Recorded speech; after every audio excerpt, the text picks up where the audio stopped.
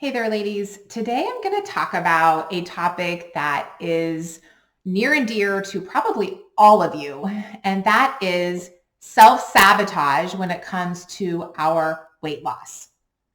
And this is probably the most common thing that I see when my clients come to me is they'll tell me a story about several times in their life where they've gotten to their goal weight, they've done so well for so long, and then somehow, some way, they end up sabotaging their efforts.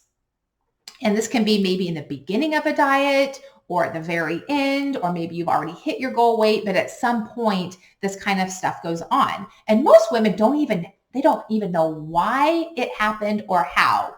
Just somehow they've ended up, eating the bag of cookies or, subtly just kind of sneaking things in here and there that they know they don't want to have and that they know is going to sabotage their efforts. And then what's so frustrating is you don't even know why you're doing it. It's all subconscious. So today I'm going to talk about the top 3 reasons that this happens and what you can do about it. For those of you who don't know me, my name is Kelly Keelan, and I help women in their perimenopausal years or beyond lose weight, whether that be from hormonal issues, diet issues, overeating, binge eating, whatever it is. I will help you get to your goal weight. Okay, so the first thing is almost all of us out there, I would say 99% of us out there, when we start a diet, we use willpower to keep us on track. White-knuckling, willpower, mental strength, that's what we're taught we're supposed to have, right? You're supposed to have willpower and discipline when you're on your diet. Well, this kind of approach has a 100% failure rate. Every single time, if you've used willpower, mental strength, white knuckling, you will fail 100% of the time. For some of you, that is just a few days into your diet. You find yourself, you white knuckled it for a few days and then you just end up caving. For some of you, you can hold off for longer. 3 months, 6 months, maybe even a year, you can kind of have this willpower approach. But like I said, you can only keep that strength, that willpower for so long. So what do you do instead? Well, you actually have to process the emotion that's coming up that's making you want to overeat. Process it, which is something I teach my clients to do, and it works like magic every single time. I swear it's the secret to the universe, how to actually process the emotion instead of resisting it, shoving it down, and trying to use strength. And a lot of us out there tell me, well, I am processing my emotion. When I feel stressed and I want to eat, I just feel the stress and then, I don't eat. But what I'm telling you is you probably aren't. If your diets are failing, if you're doing diet after diet after diet, if you're a yo-yo dieter, I'm telling you, you aren't actually processing the emotion. So it looks much different than probably what you're used to. So that is the first thing that you have to get down. And like I said, it will change your life. The second thing is for many of you, especially if you're at the end of your diet or you're at the end of your diet journey or you've maybe hit your goal weight, you are finally in the small clothes. That's great. And the number is something different on the scale, which is great. But your life still has all of those same emotions in it that it did before you've lost the weight. And we tend to fantasize that when we get to our goal weight, life is going to be great. I'm going to be happier. Everything is going to be beautiful, and end of story. And that is not the case. You are still going to have all of those issues, all of those stressors, all of those emotions when you're at your goal weight. And since you never learned how to process them, you've been white knuckling and using willpower all this time, it will fail every single time, and you'll end up eating something that isn't going to serve you. So one thing I do with my clients is helping them realize that once they hit their goal weight, all of this stuff is still going to come up. And what do you do about it?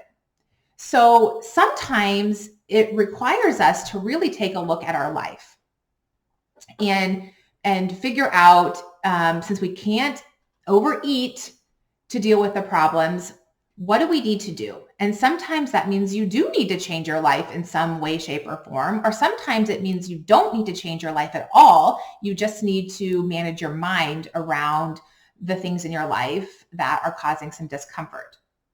But either way, you need to have those tools and you need to know how to do that if you want to have lasting results. And once again, I think probably all of you, can you relate to this? Has this happened to you? And like I said, it's all subconscious. You didn't even really know how it happened. But I'm telling you, that's what was going on under the surface, is managing your life when you can't overeat. All right.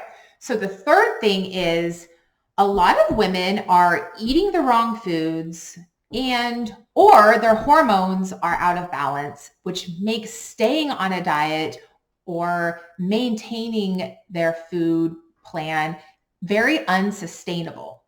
So that can be sex hormones, or I would say even more common, your metabolic hormones and markers. So the most common one that goes unrecognized is your blood sugar. And if your blood sugar is all over the place during the day and during the night, you will not, your cravings are going to be amplified. So by fixing any blood sugar issues you have, and I can help you with that, and it's very different depending on the person.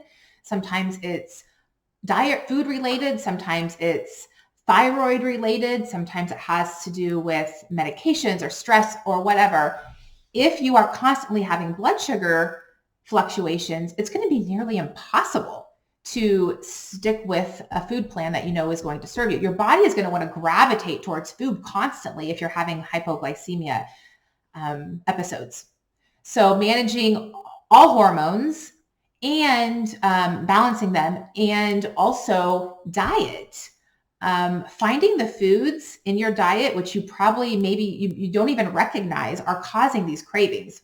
The first thing we always think about is carbs, which is true. Having high sugar or high carbs for a lot of people really fuels the cravings. That's an obvious one. But also there are other things that you might not realize, such as dairy, artificial sweeteners, and there's a ton of others. It kind of depends on the person. Everybody's a little bit different, but I'm usually able to look at your food plan and tell you why you have these cravings. There's usually something going on with your labs and looking at your food plan where I can really pick up maybe why you're having so hard, really managing these cravings and these urges to overeat.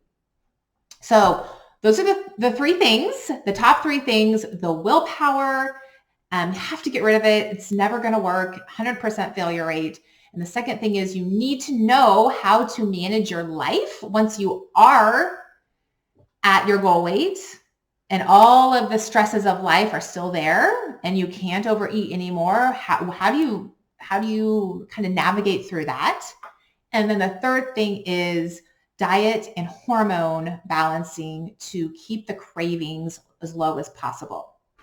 So if you have any further questions about this, if you can relate to this, comment below, or you can even get a hold of me privately and I can kind of steer you in the right direction.